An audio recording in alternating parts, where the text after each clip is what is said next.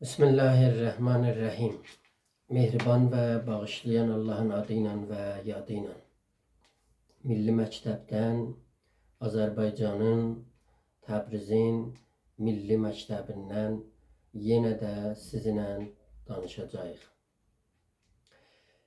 Yoldaşlar, milli düşüncə milli məktəbin içindən çıxar. Milli məktəb bir millətə layiq olan, bir millətin əqlaniyyətindən çıxan bir məktəbdir. O məktəbin içində həm dəqiqə elmlər var, həm qeyri-dəqiqə elmlər var. O məktəbin içində fəlsəfə var, hikmət var, irfan var, əxlaq var, siyasətçilik var, memari var, xəttatlıq var, nəqqaşlıq var, miniatürlük var. Ona görə demək olar ki, ona məktəb deyilir. Burada da Təbriz deməkdən şəhərçilik ya ırqçılıq deyil. Təbriz bütün Türkistanı təmsil edir. Dedik ki, məktəbin öz içində olan ünsürlərdən ən önəmlisi fəlsəfədir. Fəlsəfə o dogmolmağı cərrahlıq eləyir. Yəni fəlsəfə eləyə bilər kəlmələri, termləri, istilahları, cümlələri bir dənə teori üçün ya bir dənə nəzər vermək üçün ya bir dənə inanc üçün o qədər oyan-buyan eləyə, o qədər ona fəlsəfi anlam verə ki, nəhayətdə bir dənə yeni bir teoriyə, yeni bir nəzəriyyəyə demək olar insanları çatdıra bilər. Onun da şərti budur ki, insan bu inanca, bu fəlsəfi zovqa demək olar çatmış ola. Bu konuda irfan əlbəttə ki, fəlsəfədən çox genişlidir. Yəni baxışığı çox vüsətlidir. Niyə ki, irfan o müsahibət əsasında və o bir qoca ilə və bir təcrübəli və bir hikmətli insanın müsahibəti əsasında bir diyaloqa və danışığa dayanır. Bunlar o qədər bir-birləri ilə tartışırlar və danışırlar ki, bu neyniyir? İrfan düzəlir. Ona görə irfanın öz içində də fəlsəfi ruh var, fəlsəfi zaiqələr vardır.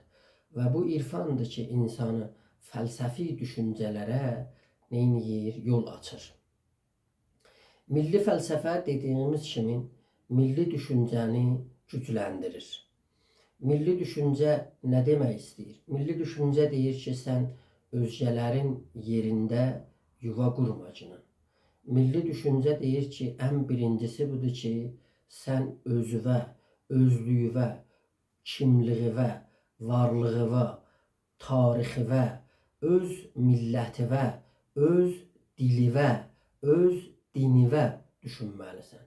Bu milli düşüncədir.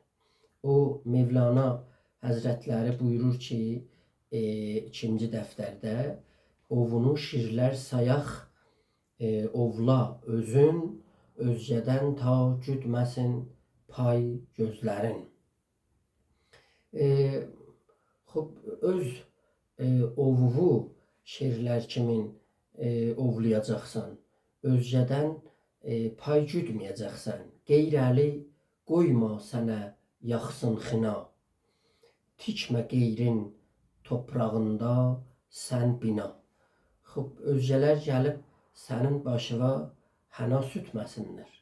Sən özün öz əlinlə öz başına həna sütüşünən və qeyrin və özgələrin toprağında sən bina qurmacına. Bu Həzrəti Mevlana'nın sözüydü. Baxın görün, biz milli düşüncəyə çatmağa bir para işlər görməliyik. Örnək üçün siz baxırsınız ki, birdən Ayə Şəfiyi Çətçəni, həman ustadı Şaş ki, türk ədəbiyyatına belə bir ibarət işlətmişdi və bütün əsərlərinə baxsan, ərəb mütəfəkkirlərindən, düşünərlərindən tərcümə etmiş əsərlərdir. Xüsusən Şövqi Zeyfin əsərlərini götürüb tərcümə edib və öz adına yayıb o musiqiyi, şeir kitabı da belədir.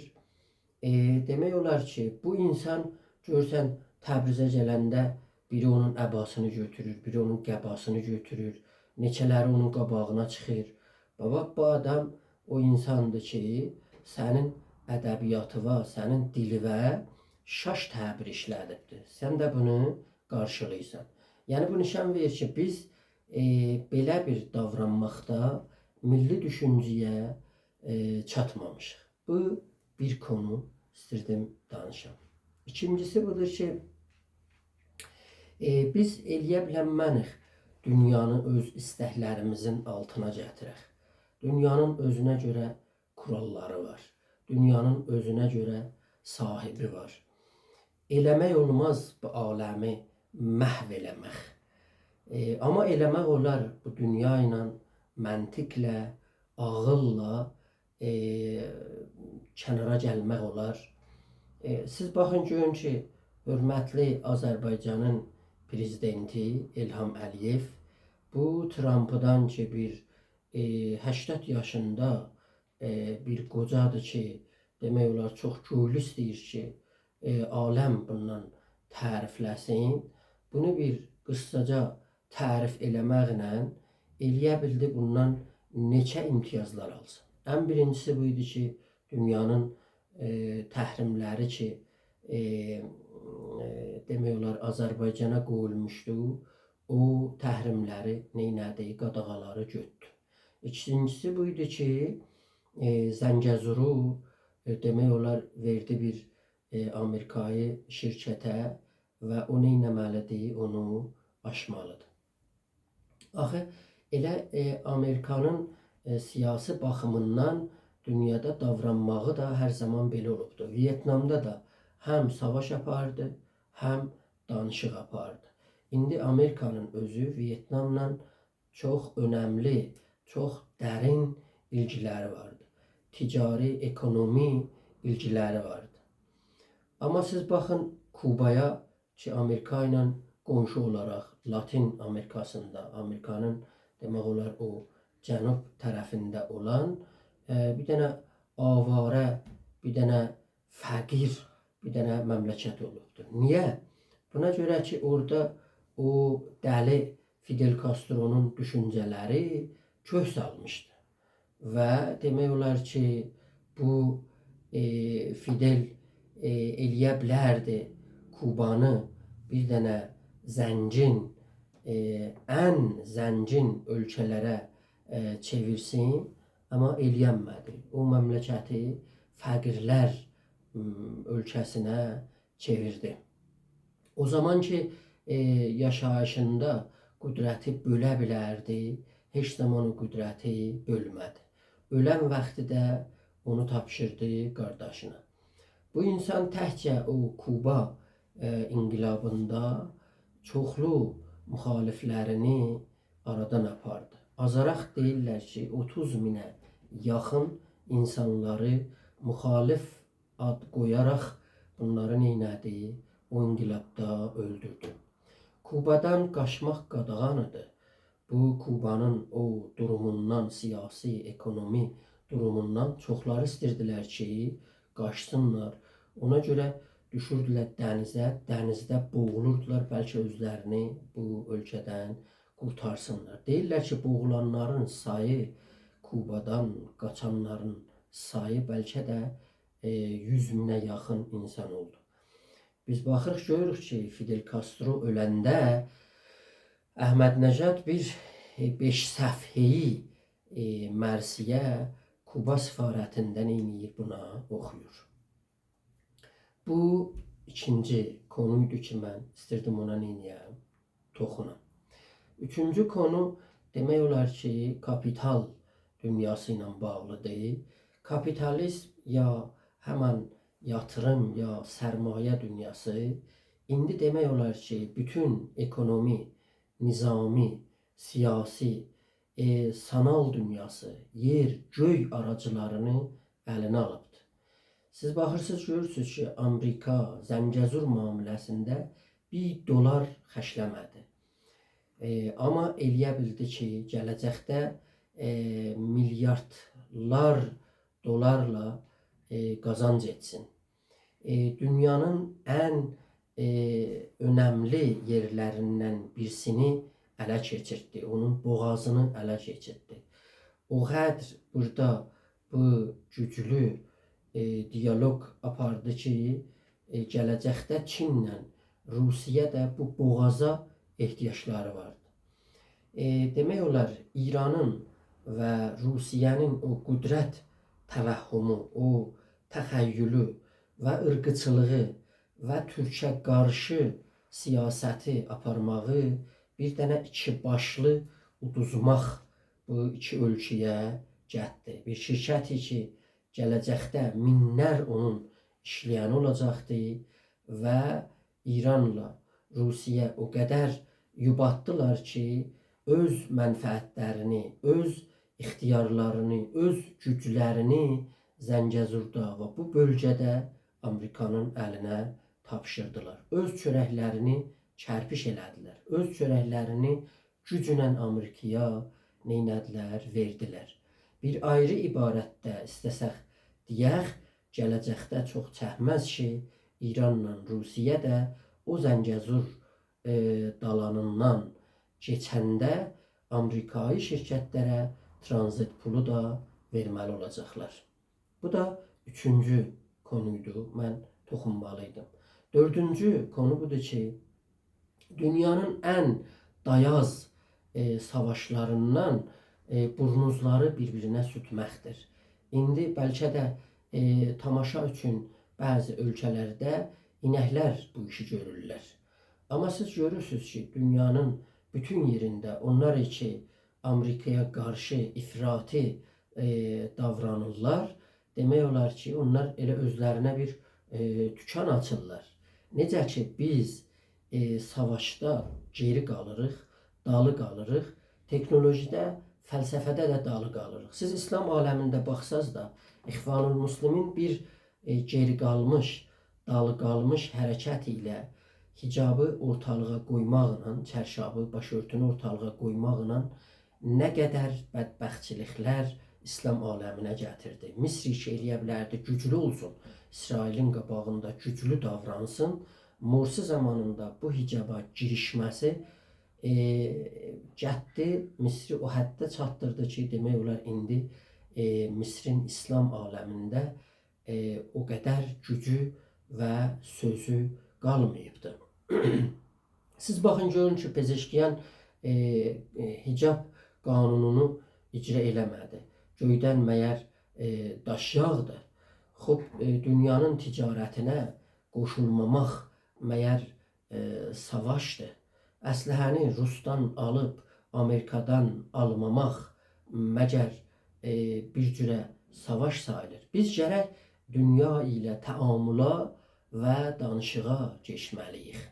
Bütün iqtisadi, kultural, siyasi, milli mənfəətlərimizi o danışıqda və milli fəlsəfəmizi ortalığa qoymaqda qorumalıyıq.